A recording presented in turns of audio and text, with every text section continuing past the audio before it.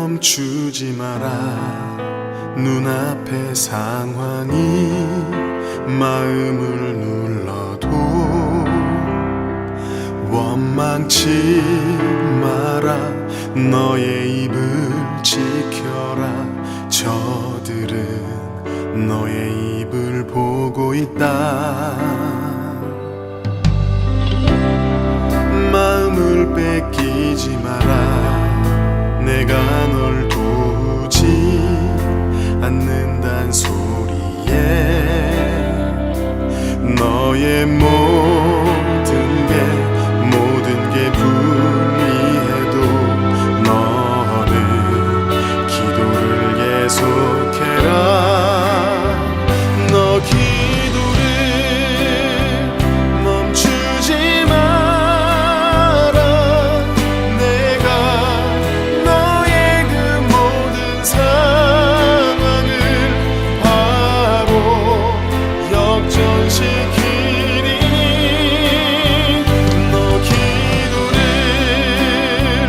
멈추지 마라.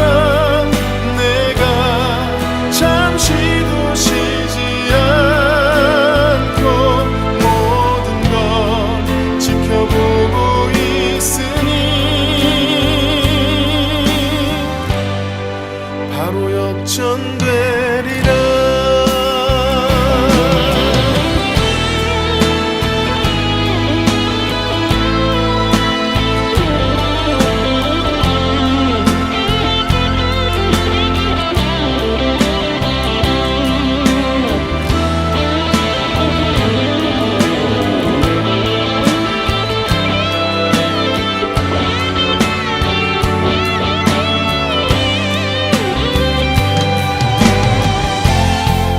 저들의 힘이 너를 압도해도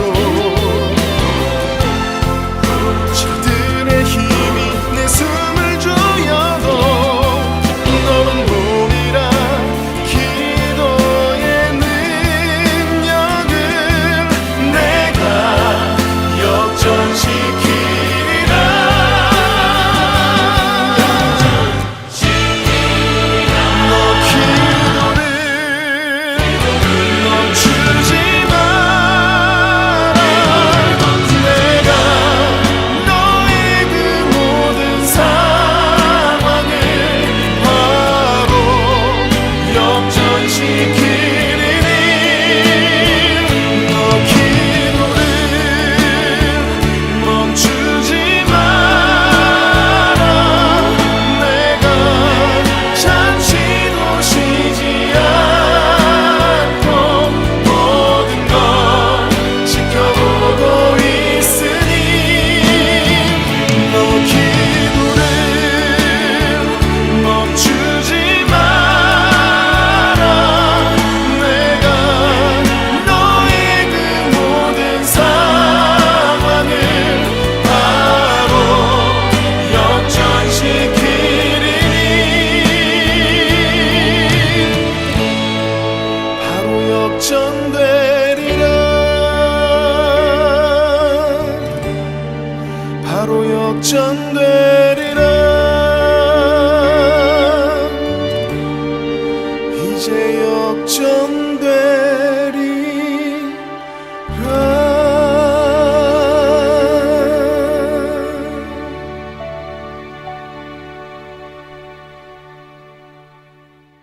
창세기 35장 18절 말씀.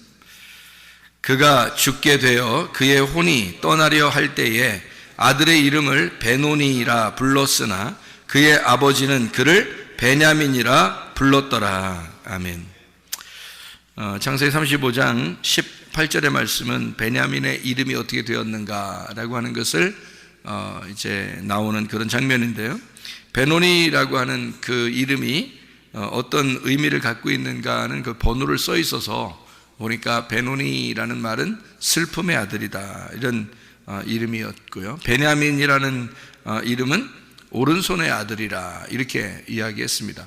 그러니까 슬픔의 아들이라고 불렀더니 오른손의 아들이라고 불러주었더라. 성경에 이름이 바뀐 사람들이 있죠. 아브라함을 갖다가 아브라함으로 바꿔놓고, 사레를 사라로 바꿔놓고, 야곱이라고 하는 사람을 이스라엘이라고 이름을 바꿔놓는 그런 장면들이 있죠.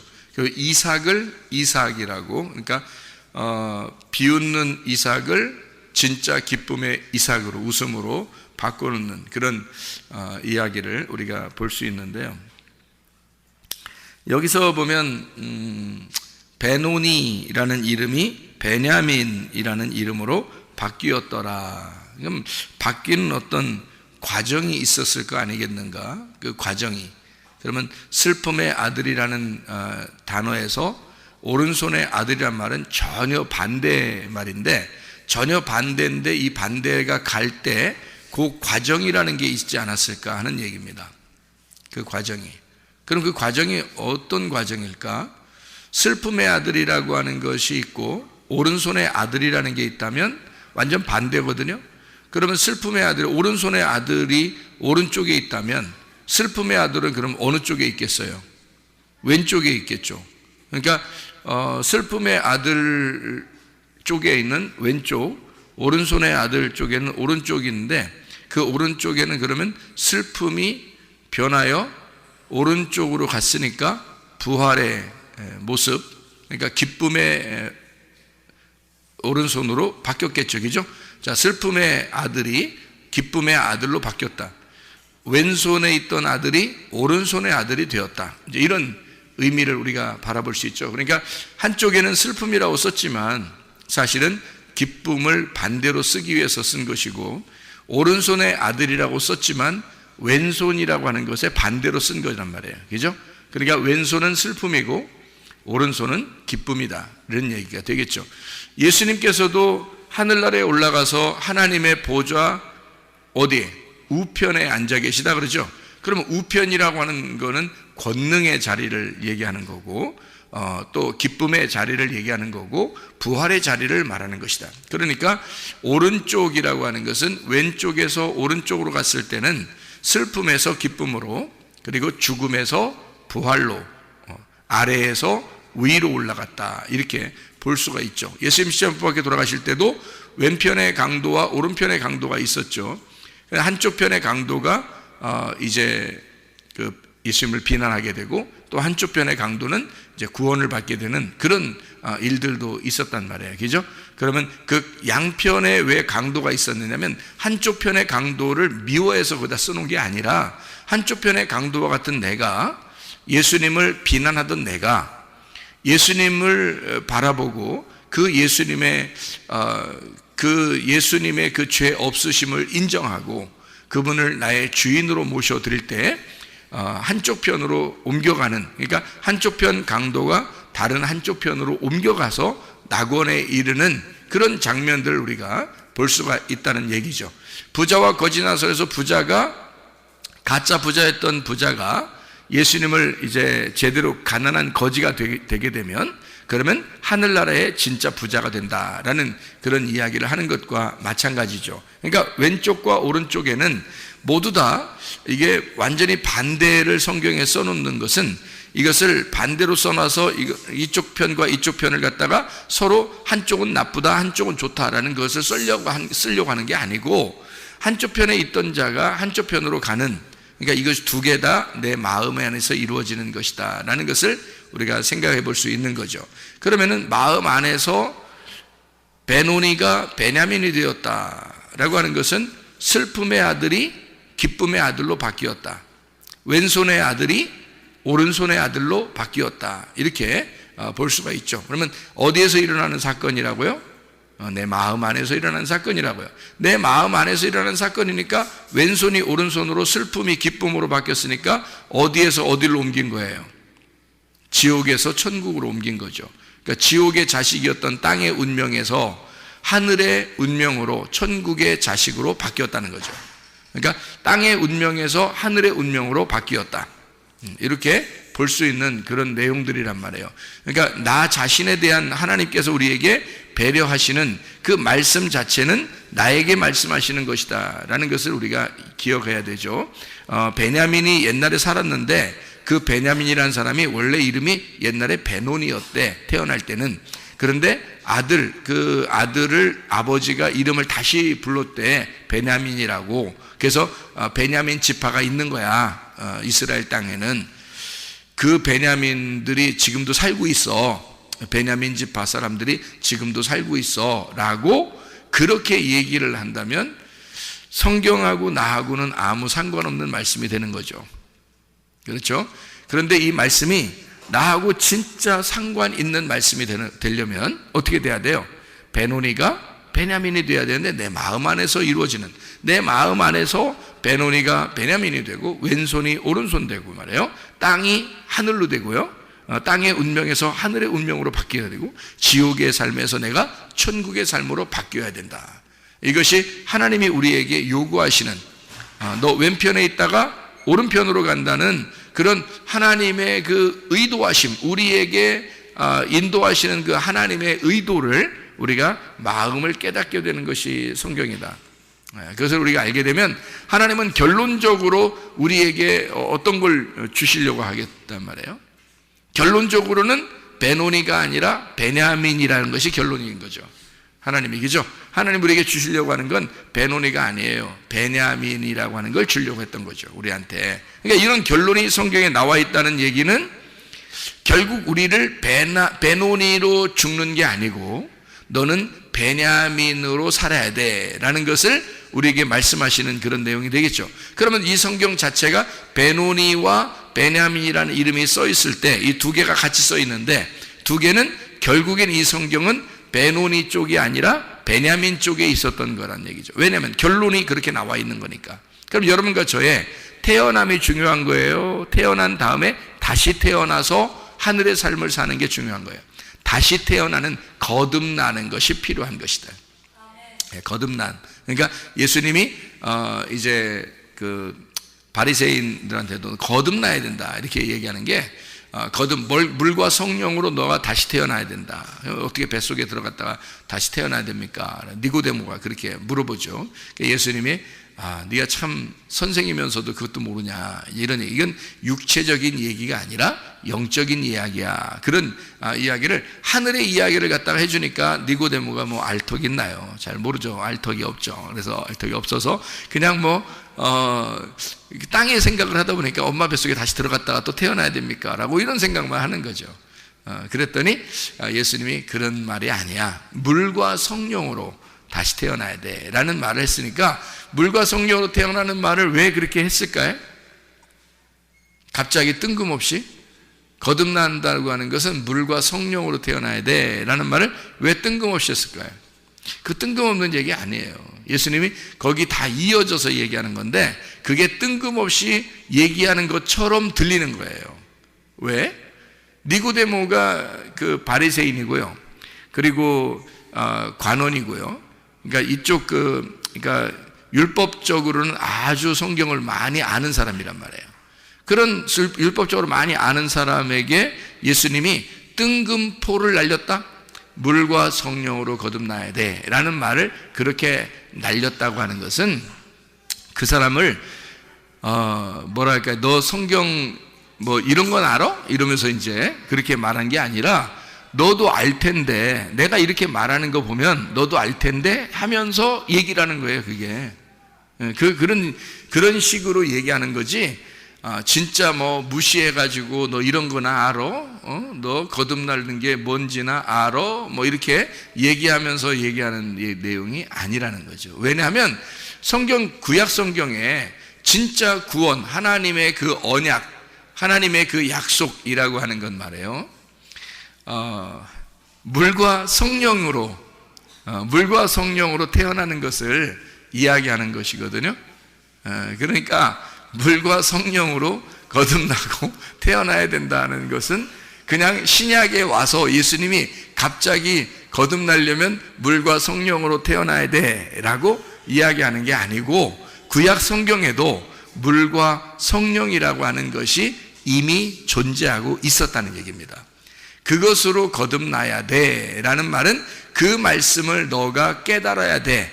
이 말씀을 깨닫지 못하면 이해를 못하는 거야. 이게 무슨 말인지를 이해를 못하는 거야. 그러니까 진리의 말씀으로 네가 거듭나야 돼 라는 말은 너는 슬픔의 아들이야. 그런데 네가 오른손의 아들이 될 거야. 이렇게 바뀌는 거란 말이에요. 다시 말하면 구약에 있는 물과 성령이라고 하는 것이 사인이 계속 있었죠. 물과 성령이라는 것이 어떻게 사인이 있었어요? 여러분 성경에 보면 출애굽할 때요, 사람들이 출애굽할 때 그 기둥 2개가 있는데요. 기둥 2개가 2개가 아니라 하나인데 뭘로 인도했죠? 이스라엘 백성들을 구름 기둥과 불 기둥으로 인도했습니다. 그러면 하나는 구름 기둥이요, 하나는 불 기둥이란 말이에요. 그럼 이것이 2개가 번갈아가면서 나타나가지고 막 인도한 거예요? 아니면 원래 하나인 거예요? 원래 하나인 거예요. 아침에는 구름 기둥으로 바뀌고요, 저녁에는 불 기둥으로 바뀌는 겁니다. 그러니까 구름 기둥과 불 기둥이라고 하는 것으로 이렇게 2개가 같은 하나로 우리를 인도하는 말씀이었다라는 얘기입니다. 그게 천사였다, 그렇게 얘기하죠. 그러니까 구름 기둥과 불 기둥으로 인도하는 천사였다. 그것으로 우리가 이제 이 말씀이라고 보는 거죠. 이 말씀이 그렇게 이루어졌다라는 얘기예요. 그러면 하나 구름 기둥은 뭘로 이루어졌어요? 물로 이루어진 거죠. 물층으로, 그죠? 불 기둥은요, 불로 이루어진 거죠. 예, 그러니까 물과 불로 이루어진 것이다. 이 성경은 물과 불로 이루어진 것이다, 이렇게 되죠. 물과 불로 이루어진 것이 있는데 그것이 물과 성령으로 이루어져야 된다라는 그런 얘기예요. 또 하나가 있죠. 창세기 9장에 보면 무지개가 있습니다. 무지개를 어떻게 보는 거죠? 무지개가 어떻게 돼 있죠? 이렇게 활 모양으로 돼 있어 가지고 뭐가 올 때 이게 와요? 비가 오고 난 다음에 물기가 있을 때 햇빛이 딱 뜨고 그 속에 빛이 나는 거죠. 그러니까 물 안에 빛이 있는 거예요. 맞죠? 물 안에 빛이 있는 거예요. 그러니까 물 안에 불이 있는 거란 말이에요. 물 안에 불이. 그러니까 물과 성령으로 거듭난다, 이 말이 원래 구약에 있는 그 내용들은 그렇게 표현이 되어 있었어요. 그러니까 하나님의 말씀들은 이미 그 언약이 그렇게 속에 되어 있었는데 그거를 이제 이 니고데모라는 사람이 아무리 율법사라도 그런 속의 내용을 집어넣고 있었는지를 내용을 몰랐던 거죠. 그러니까 예수님이 너 그 내용을 그런 거 들어봤지? 이런 거야 라고 설명하는 건데요, 그걸 모르죠. 왜냐하면 겉으로 이게 물과 성령으로만 생각하니까 물과 성령으로 거듭난다? 이게 뭐지? 이렇게 생각하니까 그런 거지, 사실은 그게 구약 성경에서 다 있었던 그런 내용들이란 말이에요. 그러니까 물 안에 불이 있는, 그죠? 물 안에 불이 있는 이것이 다 존재하고 있었던 거죠. 그래서 생각해 보세요. 창세기 1장에서도요 흑암이 있었고 하나님의 그 신은 그 물 위에 이렇게 존재하고 있었다라고 돼 있죠. 그러니까 물과 불이란 말이에요. 그러니까 그 불이 이쪽 땅으로 이렇게 침투해 들어오는데 그것을 뭐라고 표현했냐면 빛이 들어왔다, 이렇게 말하는 거예요. 그래서 이쪽 어둠에 빛이 들어왔다. 뭘 뚫고요? 물층을 뚫고 들어왔다는 거죠. 그러니까 물과 불이라고 하는 물과 빛, 이것을 설명해 놓는 그런 얘기들이거든요. 그러니까 거듭난다고 하는 것은 물과 성령으로 거듭나야 된다라는 말이 같은 내용들이었는데 율법을 아는 사람들은 그 말씀이 무슨 말인지 잘 이해가 안 될 수가 있죠. 그러니까 그러나 이건 원리적으로 딱 정해져 있는 것이니까 예수님은 아는데 니고데모는 모르고 있더라, 이런 얘기가 되겠습니다. 자, 무슨 말인지 알죠? 자, 그러면은 우리 성경을 생각해 보세요. 노아 시대에 뭘로 심판하죠? 물로서 심판합니다. 그러면 물로서 심판하는 노아 시대에 마지막에는 뭘로 심판한다 그래요? 불로서 심판한다 그래요. 그러면 그 불로서 심판한다는 것은 싹 다 태워가지고 그냥 뭐 작살내겠다는 의미예요? 아니면은 뭔가 하나님께서 우리를 사랑하는 그 마음이 속에 들어있는 거예요? 그냥 무작정 그냥 하나님 사랑하는 마음이 일단 들어있다고 일단 얘기를 해야 되겠죠. 왜냐하면 물로서 심판하시는 하나님이 불로서 심판하신다 그러면 무섭지, 더 잔인하지. 생각을 해보세요. 물로 죽이는 게 더 잔인해요? 불로 태우는 게 더 잔인해요? 불로 태우는 게 더 잔인하죠. 그런데 우리는 그 안에 물로서 심판하신다는 그 내용에서도 거기에 뭐가 준비되어 있었어요? 방주가 준비되어 있었다고요. 방주가 준비되어 있으니까 그 물이 전혀 한 방울도 물이 그 안에 들어가지 못했습니다. 그는 하나님이 미리 방주를, 비가 오기 전에 미리 준비를 다 해놓고 시작을 하는 거란 말이에요. 그렇죠? 그러면 불로서 심판한다는 얘기도 뭔가 하나님의 내용이 있겠죠. 그럼 물로 심판하는 것도 물청소, 불로 심판하는 것도 불청소야. 그러면 이게 어떻게 돼? 다 뭐가, 청소라는 건 뭐 하는 거예요? 정결하게 하는 거란 말이에요. 그러니까 정결하게, 우리를 깨끗하게 만들기 위해서 하는 작업들이라고요. 처음에는 물로 한 것이고 그 다음에는 불로 하는 거예요. 그래서 이게 순서가 정해진 내용이라고요, 이게. 그러니까 이것 하나의 언약이라고요. 하나님의 말씀, 하나님의 언약. 그래서 물과 성령으로 거듭난다는 말은 성경에 나와 있는 이 두 가지가 합해서 진리의 말씀이다, 요거를 네가 깨닫느냐라는 말이에요. 그러니까 요 두 가지가 하나인데, 요것을 하나는 심판을 가리키고 하나는 주님의 사랑을 가리킨다. 그러면 심판은 어떤 심판의 목적을 가지고 있는 거다, 아니면 구원의 목적을 가지고 있는 거다? 구원의 목적을 가지고 너를 청소하려고 하는 것이다, 이 말이에요. 그게 심판이라고 하는 겁니다. 그러니까 물로서 오든 불로서 오든 결국 나에게 있어서는 하나님의 정결하심을 위하여 나를 깨끗하게 만드는 하나님의 심판이었다는 거죠. 그러면 그 심판 자체가 구원이 올 수 있다는 얘기예요. 이것이 하나님의 말씀이라고 하는 것을 깨닫기만 하면은 말입니다.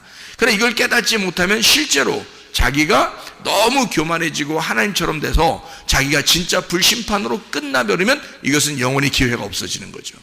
그러나 이 전에 말씀을 우리가 깨닫고, 하나님은 이렇게 목적을, 결과적인 그 결론의 목적을 하나님의 사랑, 하나님의 은혜, 하나님의 복음, 하나님의 구원으로 놓고 우리를 심판하시는 것은 우리를 깨끗하게 하심이다.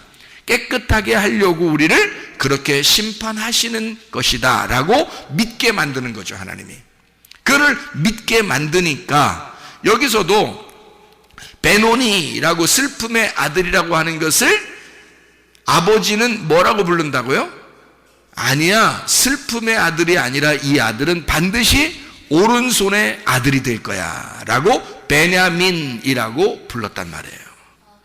그러니까 이게 놀라운 거죠. 이게 하나님의 말씀을 그 계시로 깨달은, 그러니까 하나님의 그 고통을 다 받고 그 슬픔의 아들로서 자기가 고통을 다 받아본 그 야곱이 하나님 앞에 이스라엘이 되고, 그 이스라엘의 축복을 받는 것이 무엇인지를 깨닫는 그 이스라엘의 그 계시가, 하나님의 그 놀라운 계시를 그가 깨달아서 베노니가 죽을 때 그 엄마의 죽음과 목숨과 바꾼 그 슬픔의 아들이 결국 오른손의 아들이 된다는 그 말씀을 그가 알고 그렇게 이름을 바꿔놓는다는 것은, 이름이 베노니가 뭐야, 베냐민 해야지, 적어도 베냐민 해야지. 야, 이름 더럽게 지었다, 아주 더럽게 짓지 말고 이름 좀 바꿔라, 개명 좀 하자, 이래서 베냐민 이렇게 말한 게 아니란 말이에요. 이것은 하나님의 계시라는 거죠.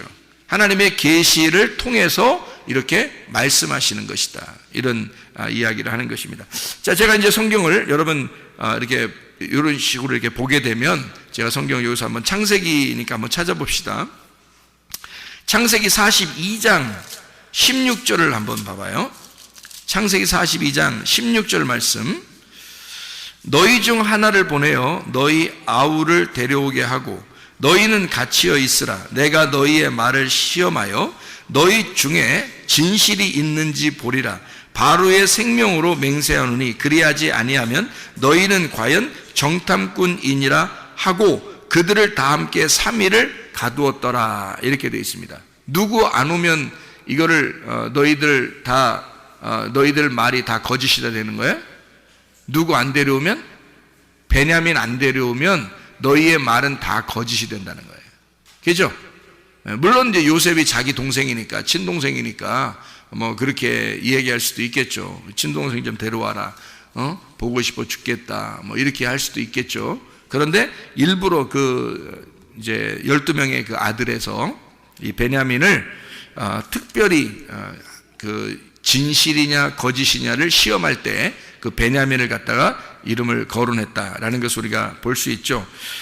그래서 42장 18절에 보면요, 사흘 만에 요셉이 그들에게 이르되 나는 하나님을 경외하노니 너희는 이같이 하여 생명을 보존하라 라고 하고요, 20절에 너희 막내 아우를 내게로 데리고 오라. 그러면 너희 말이 진실함이 되고 너희가 죽지 아니하리라 하니 그들이 그대로 하니라. 이렇게 되어 있습니다. 그러니까 3일을 가두어 놓고 정신 버쩍 나게 하고 난 다음에 그 다음에 이런 얘기를 또 해요. 베냐민 데려와라. 그러면 너희들이 진실한지 아닌지 내가 시험할 수 있다. 이렇게 이야기를 하잖아요. 그러니까 베냐민이 뭘 대단한데 다른 사람들은 뭐 아무것도 아니야. 그럼 요셉한테는 다른 사람들도 아무거예요. 다른 사람들도, 다른 형제들도 다 아무건데 베냐민이 더 아무거라 그렇지. 자기 속에는. 왜냐하면 베냐민이 뭔 거예요? 그러니까 요셉의 입장에서는 베냐민이 시험하는 기준이란 말이에요. 시험하는 기준. 자, 어떤 기준을 가지고 있다고? 이름이? 베냐민이 어떻게 이름이 됐다고요? 뭐에서 뭘로 됐다고? 베노니에서 베냐민으로 바뀌었다고. 그러면 이게 성경에 뭐가 된다는 거예요? 여러분을 시험하는 잣대가 되는 거란 말이에요. 여러분이 말씀을 어떻게 알고 있느냐에 대한 잣대가 되는데 그게 베냐민이라는 겁니다. 베노니에서 베냐민으로 바뀐, 그러니까 슬픔의 아들이 오른손의 아들이 되는 요 말씀이 기준이 된다 그 말이에요. 너를 시험하는 기준이 된다. 네가 진리를 알고 있느냐, 말씀을 깨달았느냐에 대한 진리의 기준, 그 잣대가 되는 것이다. 이게 베냐민. 그러니까 베냐민 꼭 데려오라는 거죠. 베냐민 데려오면 이게 진리의 말씀인 거고, 베냐민 안 데려오면 너는 거짓말쟁이라 이거지. 말씀을 모르는 거라 이거지. 무슨 말인지 알겠죠? 자, 창세기 42장 36절입니다.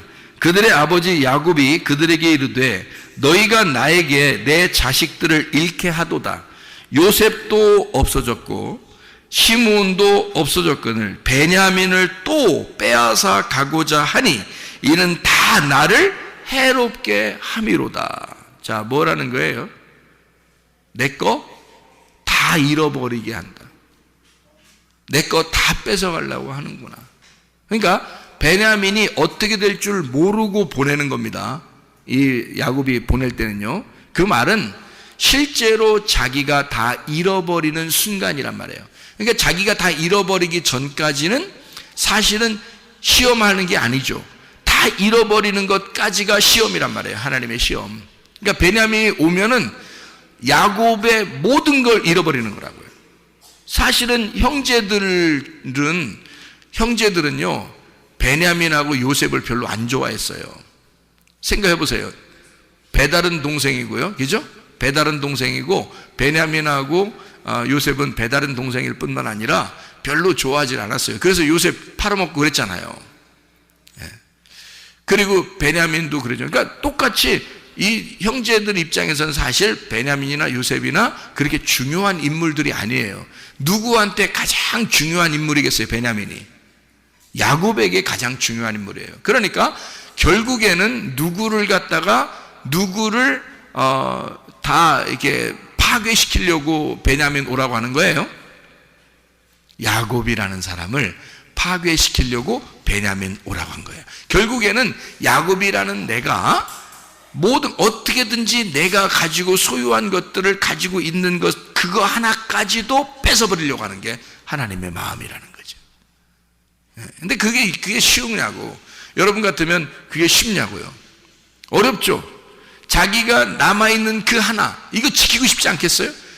요셉하고 베냐민의 두 아들이 굉장히 사랑하는 라헬을 통해서 나왔는데 자기가 처음부터 라헬 하나 부인 얻으려고 한 거잖아요. 근데 여차여차 꼬여가지고 부인이 4명씩이나 됐잖아요. 그래가지고 야곱이 그 4명이 있다고 행복하다 그런 게 아니라 4명이 있어서 더 불편하고 힘들었잖아요.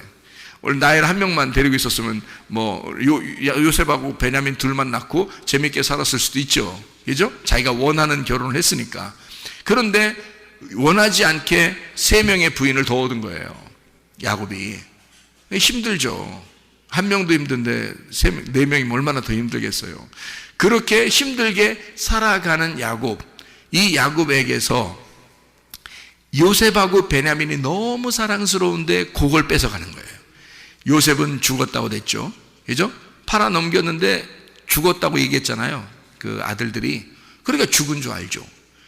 베냐민 하나 또 뺏겨가면 이제 이건 죽으나 사나, 이거 살든지 죽든지 뜻대로 하시옵소서, 이제 이 노래 또 부르게 되는 거예요.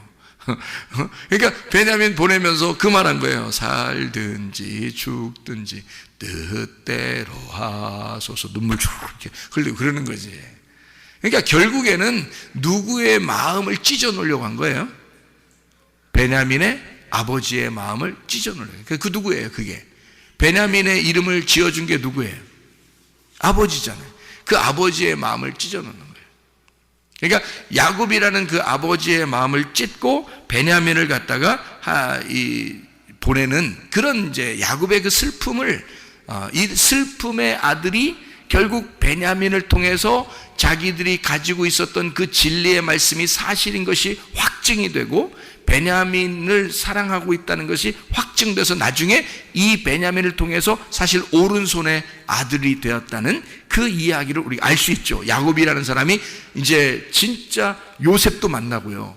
예? 요셉도 만나고, 뭐 부활하신 예수님이죠. 요셉이 감옥에 잡혀 있다가 꿈을 해석해주고, 그리고 바로의 이제 오른팔이 됐으니까 오른손의 아들이 된 거죠. 그래서 베냐민을 통해서 요셉을 만나게 되잖아요. 그죠? 베냐민을 통해서. 그죠? 슬픔의 아들이 오른손의 아들이 되는, 베노니가 베냐민이 되는 역사. 이게 성경이라는 거죠. 그래서 베냐민을 통한 요셉까지도 만나게 되는 역사다. 근데 베냐민을 오라고 할 때는 야곱의 가슴이 어떻게 된다? 찢어지는 것이다. 이 슬픔의 아들이 되는 거다. 베냐민을 통해서 슬픔의 아들이 된다. 근데 베냐민을 통해서 가보니까 오른손의 아들이 되었다. 권능으로 요셉이 앉아있더라는 거죠. 이런 것을 성경에서 깨닫게 되었더라, 이 말입니다. 창세기 43장 14절요. 43장 14절 말씀. 자, 전능하신 하나님께서 그 사람 앞에서 너희에게 은혜를 베푸사 그 사람으로 너희 다른 형제와 베냐민을 돌려보내게 하시기를 원하노라. 내가 자식을 잃게 되면 이들이 이르리로다. 이 말 뭐 가끔 나오죠, 성경에. 응? 죽으면 죽으리로다, 이런 거 있잖아요. 죽으면 죽으리로다. 살든지 죽든지 뜻대로 하소서 하고 보내는 거예요. 눈물 쭉 흘리면서. 그죠? 이르면 이르리로다. 그렇게 보내죠. 44장 30절입니다. 44장 30절. 아버지의 생명과 아이의 생명이 서로 하나로 묶여 있거늘 이제 내가 주의 종 우리 아버지에게 돌아갈 때에 아이가 우리와 함께 가지 아니하면, 그런 말하죠. 45장 27절을 한번 봐요. 45장 27절 28절까지요. 그들이 또 요셉이 자기들에게 부탁한 모든 말로 그에게 말하매 그들의 아버지 야곱은 요셉이 자기를 태우려고 보낸 수레를 보고서야 기운이 소생한지라. 이스라엘이 이르되 조카도다. 내 아들 요셉이 지금까지 살아있으니 내가 죽기 전에 가서 그를 보리라 하니라. 이렇게 되어 있습니다. 자, 베냐민의 이름이 어떻게 이루어졌냐면 베노니에서 베냐민으로 바뀌었습니다. 베노니는 슬픔의 아들이고 베냐민은 오른손의 아들입니다. 베냐민 지파에 대한 여러분이 좀 성경을 보게 되면요, 창세기 49장에 보면 이제 이스라엘이, 그러니까 야곱이라는 이스라엘이 축복하는 장면이 나와요. 창세기 49장이에요. 여러분 창세기 49장 이 창세기를 쭉 본 거니까 창세기 49장을 한번 봐봐요. 어떻게 보이나. 자, 49장 2절에 보니까 이렇게 되어 있어요. 너희는 모여 들으라. 야곱의 아들들아, 너희 아버지 이스라엘에게 들을지어다 라고 하고 축복을 시작합니다. 그죠? 그러난 다음에 누굴 먼저 축복해요? 3절에 누굴 먼저 축복하죠? 르우벤을 축복합니다. 르우벤아, 너는 내 장자요, 내 능력이요, 내 기력의 시작이라. 위풍이 월등하고 권능이 탁월하다마는, 자, 하다마는 이제 그러나 이러면 이제 뒤에 말이 좋은 말이 안 나와요. 그러면 그러나 그러면 안 좋은 말이 나오는데, 탁월하다마는 물의 끓음 같았은즉, 너는 물의 끓음 같았다는 말은 이게 나댔다 그 말이죠, 그죠? 너 좀 나댄다 이 말이에요. 자, 물의 끓음 같았은즉 너는 탁월하지 못하리니 네가 아버지의 침상에 올라 더럽혔음이로다. 그가 내 침상에 올랐었. 야, 진짜 여러분, 이거 아버지가 마지막 죽기 전에 자기 아들한테 할 말입니까? 아니, 그 전에 얘기하고 끝내야지. 뒤끝이 얼마나 심합니까, 이게? 이건 지금 마지막, 지금 성경책에 쓰는 창세기를 마무리하면서 마지막으로 지금 쓰는 내용이에요. 성경을 창세기를 마무리하면서 야곱이, 그러니까 이스라엘의 조상이죠. 그러면 나중에 그 르우벤이 죽지 않는 한, 네? 그 자손들이 생길 거 아닙니까? 그죠? 자손들이 생기면 그 자손들이 나중에 이 성경책을 볼까 안 볼까? 보겠잖아요. 그러면 르우벤 자손들은 기분 더럽지 않겠습니까? 여러분이 르우벤 자손이라면 이 성경 여기 창세기 49장 내용을 보고 싶겠어요? 안 보고 싶겠어요? 여러분이 자손이라면 보고 싶겠냐고, 이거를. 우리는 누구 자손이 되는 거다 그럼? 르우벤 자손이 되면 그 후손들이 이 책을 보면서는 우리 조상 르우벤은 이런 지대 때, 이거를 쓰려고 생각이 나도 말하지 말았어야 되는 거 아니에요, 이게. 그죠? 여러분 같은 말 하겠어요? 마지막 성경의 창세기를 마무리하면서 지금 쓰는 축복인데요. 그 축복을 하면서 축복은 고사하고 저주를 내린다. 이게? 그러면 이상하잖아요, 여러분. 이상하죠? 네? 안 이상해, 하나도? 이상하죠?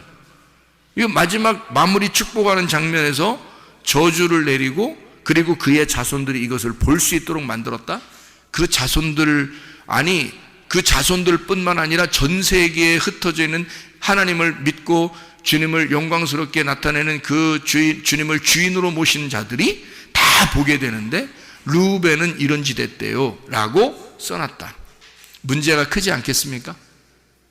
문제가 크죠, 이렇게 되면. 성경은 그냥 막 쓴 거예요? 아니면 뭔가 질서 있게 쓴 거예요? 질서를 읽고 쓴 거예요. 그러니까 질서를 잡아놓고 쓰는 거예요. 성경은 이걸 정해놓고 질서를 잡아놓고 쓰는 거지 그냥 막 쓰면 안 되는 거예요. 그래서 이거는 막 얘기한 게 아니다. 그냥 입이 열렸다고 그냥 말하는 게 아니다. 이건 뭔가 계시가 있었다는 거예요, 그에게. 그래서요, 르우벤이라고 하는 이 사람이 여기서 장자인데 그가 참 탁월한 자다. 그런데 아버지의 침상을 더럽혔다. 아버지의 침상을 더럽혔다라는 말은 어떤 인간이 됐다는 얘기예요? 아버지의 침상을 더럽혔다. 어떤 인간이 됐다는 얘기예요? 인간 말종이 됐다는 얘기잖아요. 인간 말종인데 그냥 말종이에요? 상말종이에요? 응? 상말종이 된 거란 말이에요. 그러면 상말종인데 이거를 갖다가 왜 침상을 더럽혔다는 얘기를 꼭 여기다 쓸까요? 침상을 더럽혔다는 말을. 이상하죠, 그죠? 침상을 더럽혔다라는 말을 쓰는 것은요, 음란했다라는 말입니다. 음란하다, 음행하다, 그 말입니다. 그러면 인류의 조상 첫 번째 아담이 어땠나요? 인류의 조상 첫 번째 아담, 하나님의 첫 번째 아들, 첫 아들 아담이 어떤 사람이 되었어요? 선악과를 먹어버렸죠. 선악과는 먹음직 보암직 탐스럽게 하는 거였는데 그것을 먹어버렸어요. 그걸 먹어버린 거를 성경은 우리에게 뭐라고 가르쳐요? 탐욕이라고 가르쳐요. 그 탐욕은 우상숭배고 그 우상숭배는 음란한 행동이다라고 가르치고 있단 말이에요. 그렇죠? 그러면 여기서 르우벤을 갖다가 저주하기 위함인 거예요? 첫 아담에 대한, 첫 아들에 대한 저주를 일부러 쓰려고 한 거예요. 일부러 쓰려고 한 거란 말이에요. 자, 그러면 보세요. 르우벤이라고 하는 사람이 첫 아담 그리고 선악과를 먹은 자이다 라는 것을 여기다 쓰려고 했다면 그 나머지 아들이 쭉 나오죠. 시므온, 레위, 유다, 스불론, 이사갈, 단, 갓, 아셀, 납달리, 요셉까지 쭉 나옵니다. 그리고 난 다음에 베냐민이 나오는 거예요. 베냐민은 여러분 야곱의 아들 중에서 베냐민은 첫 번째 아들이에요? 중간 아들이에요? 마지막 아들이에요? 마지막 아들이에요. 마지막 아들이라고 하는 것을 쭉 중간에 여러 아들이 쭉 있고요. 그 다음에 마지막 아들을 갖다가 써놓는 거죠. 베냐민, 마지막 아담에 대한 이야기를 쓰는 거죠. 베냐민 이름이 무슨 이름이라고요? 오른손의 아들이다. 오른손의 아들이라는 말은 뭐예요? 왼쪽에 있었다가 오른손으로 갔다는 얘기 아니에요. 그죠? 왼쪽에 있다가 오른손으로 갔다는 얘기니까 왼쪽에서 오른손으로 갔다는 얘기는 죽어서 부활했다는 얘기예요.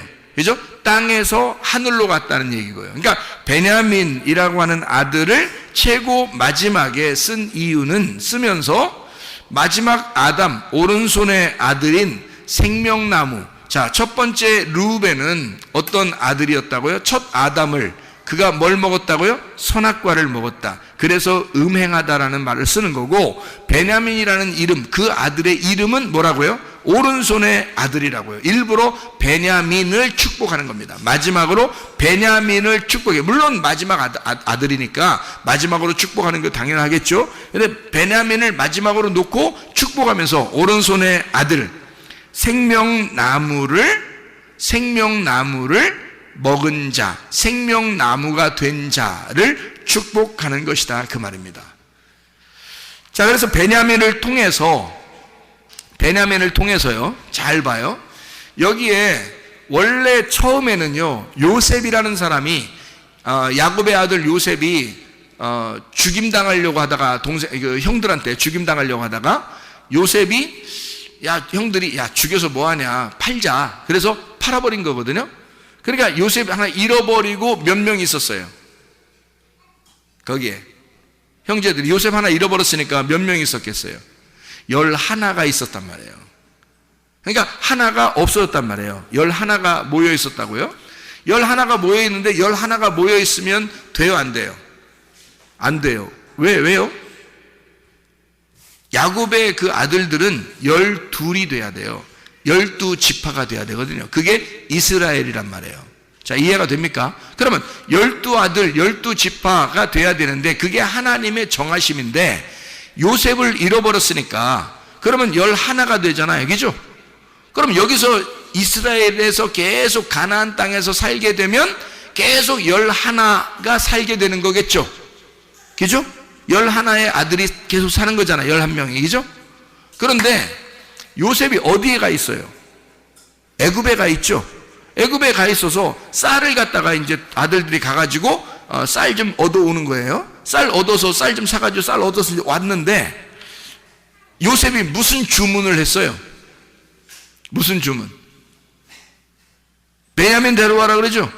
베냐민 데려와라. 베냐민 안 데려오면 니네 이제 나하고 이제 끝났다. 뭐 이렇게 되는 거예요. 그러니까 이거 베냐민 안 데려갈 수도 없고 이제 뭐 데려가자니 이제 뭐 무섭고 안 데려가자니 더 무섭고 이렇게 되는 거예요. 진퇴양난인 거예요, 이 사람들이. 그런데 보세요. 베냐민을 데리고 오라고 그래요. 데리고 와가지고 뭐 여차해서 베냐민 갖다가 막 이렇게 베냐민을 갖다가 잡아놓는다 그러고 막 이래요. 그러니까 거기서 참 놀랍죠. 유다라는 사람이 있어요. 유다가. 유다 자손으로 예수님이 나오셨다고 그러잖아요. 성경에. 그죠? 유다라는 사람이 참 놀라운 정말 가슴으로 아버지의 마음을 이야기해주는 그 유다 때문에 요셉이 눈물을 냅니다. 거기서 마음을 다 열어버리는 거예요. 그 전까지는 사실은 마음을 열지 않았어요. 그런데 유다가 막 아버지의 마음을 그대로 전달하는 거예요. 그래서 유다가 뭐라고 그러냐면 이 베냐민하고요, 이 동생하고 아버지하고는 하나로 연결되어 있어요. 요셉한테 하는 얘기예요. 요셉이 이제 그 바로의 그 왕궁의 그 국무총리니까 뭐 어떻게 대화를 할 수 있는 상태가 아니거든요. 근데 유다가 용기를 내서 이제 얘기를 하는 거거든요. 얘기를 뭐라고 하냐면 우리 아버지하고 이 베냐민하고는 둘이 생명이 연결되어 있다. 한 생명이다. 그러니까 여기 그 요셉을 하나 형 잃어버렸고 그다음에 동생 하나 남았는데 이 아들하고 아버지하고는 생명이 연결되어 있어서 이 아들을 내가 데리고 가지 않는다면 우리 아버지가 슬피 울며 죽으려고 할 것이다. 그러면 내가 어떻게 그 모습을 보겠냐? 아들로서 유다가. 그래서 그 아버지의 그 마음을 유다가 정확하게 간파하고 그 아버지의 마음을 요셉에게 정확하게 전달합니다. 이 아버지하고 이 아들하고는요 생명이 연결되어 있어요. 그래서 이 아들이 안 가면 우리 아버지가 죽을지도 몰라요. 그러니 당신 내가 부탁합니다. 이 베냐민을 보내주시고 나를 잡아주세요. 야, 이거 나를 여기다 잡아두시고 베냐민을 아버지에게 돌려보내주시기 바랍니다. 그러니까 왜냐하면 자기 입장에서 볼 때는 지금 요셉이 꼭 베냐민만 원하는 게 아니라 누구라도 잡아놓으면 되니까, 그렇죠? 누구라도 잡아놓으면 되니까 베냐민을 놓아주고 우리 아버지 죽으면 안 됩니다. 이러면서요, 그러니까 요셉 잃어버리고 얼마나 슬퍼하는 아버지인 것을 알았잖아요. 그러니까 이 베냐민까지 잃어버리면 큰일 난다는 거죠. 그러니까 유다가 나를 차라리 잡아주시고 이 베냐민 동생을 보내주십시오라고 이야기를 한단 말이에요. 그때 요셉이 어떻게 하냐면 거기서 엉엉 울면서 다른 부하들 다 나가라고 그러고요, 거기서 엉엉 울면서 내가 동생 요셉이라고 거기서 밝히는 거예요. 야, 진짜 그 가족이요, 자 12명의 그 아들이요, 여러분 보세요, 다 11명이 살고 있었습니다. 요셉 잃어버렸고 11명이 늘 11명이 살고 있었어요. 그런데 요셉이 베냐민을 데리고 와라, 베냐민을 데리고 오면 너네가 진리를 아는 것이고 진실한 것이며 너네가 베냐민을 데리고 오지 않으면 너희들은 거짓말장이다 라고 그렇게 이야기하면서 베냐민을 데리고 오라고 그래요. 그 베냐민을 데리고 와서 결국 12명이 다 거기에 모이게 되는 것입니다.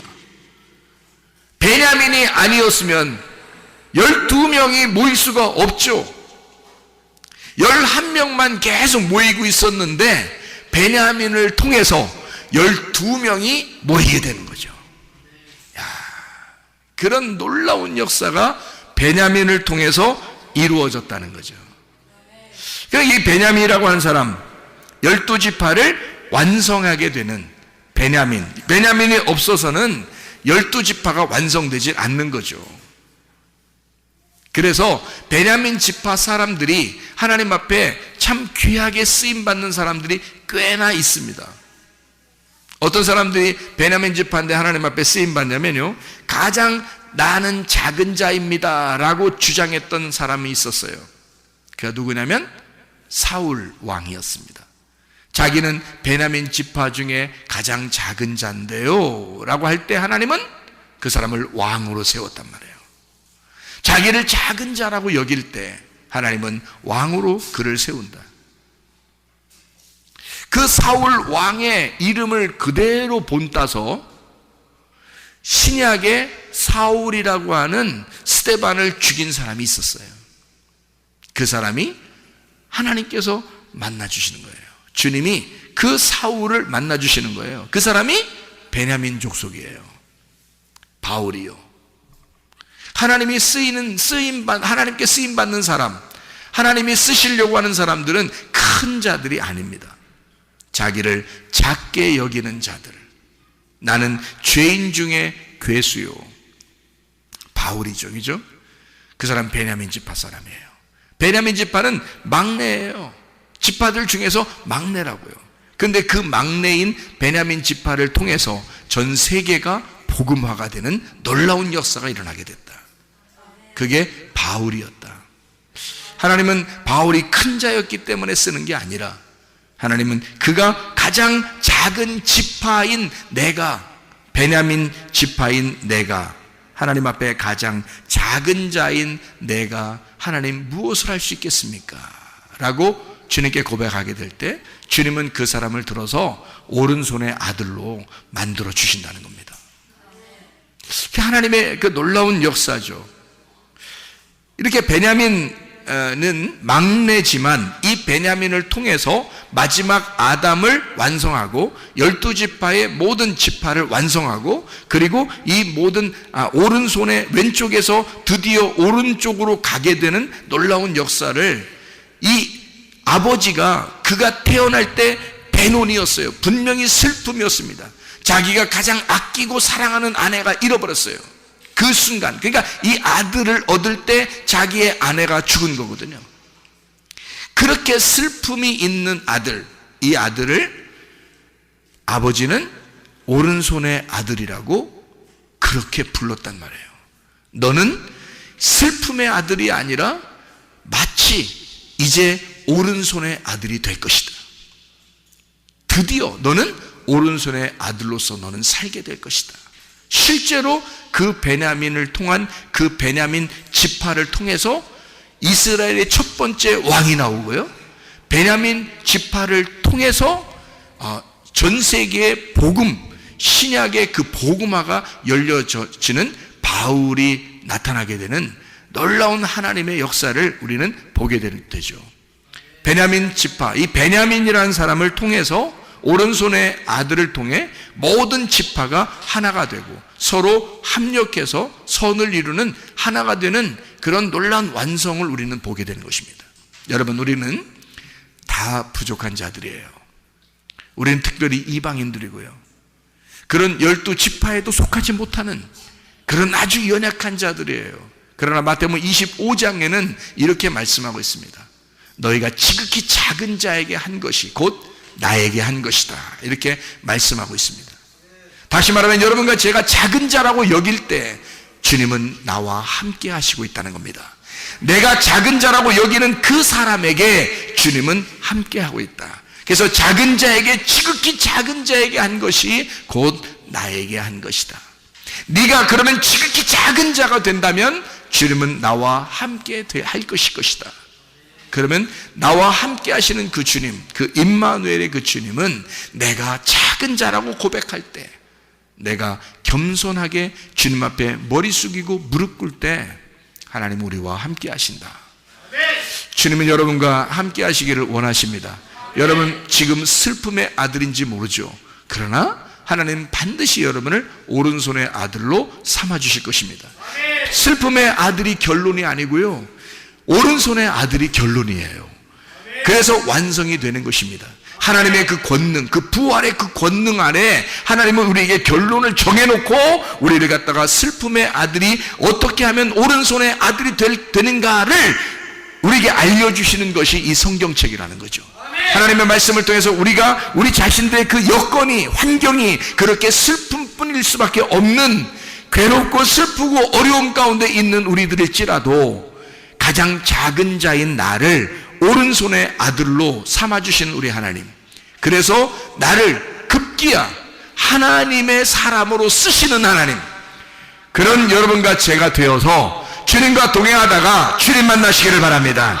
우리 한번 기도하겠습니다. 기도할 때 하나님, 나는 어렵습니다, 힘듭니다, 부족합니다, 연약합니다, 이렇게 두렵습니다, 무섭습니다, 하나님 초조합니다, 조급합니다. 하나님, 내가 이렇게 병이 들고 어렵습니다. 내가 이런 문제가 있고 어렵습니다. 나는 이렇게 살아갈 수밖에 없는 줄 알고, 이렇게 슬픔의 아들로 태어난 줄 알고, 그렇게 이 땅의 운명으로 살아가야 되는 줄 알고, 그렇게 연약하게 태어났으니 그렇게 살아가야 되는 줄 알고 그렇게 살아가고 있는 나이입니다. 그러나 우리 하나님, 나를 오른손의 아들로 만들어 주시는 하나님, 나를 붙들어 주셔서, 권능의 오른손으로 붙들어 주셔서 나를 치료하시고 회복시키시고 하나님의 사람으로 사용해 주시옵소서. 우리 한번 기도합니다. 주여, 우리 하나님 아버지, 사랑과 은혜를 감사를 드립니다. 아버지 하나님, 우리는 슬픔의 아들로 태어나 오른손의 아들이 되기까지 하나님 그 과정을 살아가고 있는 사람들입니다. 하나님 아버지, 우리를 붙들어 주시사 하나님의 권능의 자리에 우리를 앉혀 주시옵고, 하나님 주님과 동행하는 주님 만날 수 있도록 우리 하나님 인도해 주시옵소서. 하나님 아버지요, 모든 질병이 변하여 치료가 되게 도와주시고, 모든 문제가 변하여 회복이 되는 역사 있게 도와주시며, 하나님 모든 땅의 운명이 변하여 하늘의 운명으로 바뀌시는 주의 사람들로 살아갈 수 있도록 인도해 주시옵소서. 베노니가 변하여 베냐민이 되게 도와 주시옵소서. 주님의 결론을 알고 그 믿음의 결론, 영혼의 구원을 받는 주의 사람들로 거듭나게 하옵소서. 비염은 떠나갈지어다, 아토피 떠나갈지어다, 위장병 떠나갈지어다, 어지럼증 떠나갈지어다, 두통 사라질지어다, 류마티스 관절염 떠나갈지어다, 어깨 통증 사라질지어다, 허리 디스크 온전해질지어다, 목 디스크 온전해질지어다, 심장병 떠나갈지어다, 각종 종양 암 덩어리 떠나갈지어다, 감기 몸살 온전해질지어다, 협착증 떠나갈지어다, 건선 피부 온전해질지어다, 전립선 다 온전해질지어다, 이명은 사라질지어다, 요로결석은 다 부셔질지어다, 자가면역질환 온전해질지어다, 식도염은 온전해질지어다, 우울증, 불면증, 공황장애, 두려움, 무서움, 조급, 초조 다 떠나갈지어다, 음란거짓, 도둑질, 미움, 욕심형 다 떠나갈지어다. 성령 충만하게 도와주시고 베노니가 변하여 베냐민으로 살게 도와주셔서 주님과 동행하다가 주님 만나게 도와주옵소서. 예수 그리스도 존귀하신 이름 받들어 기도 올리옵나이다.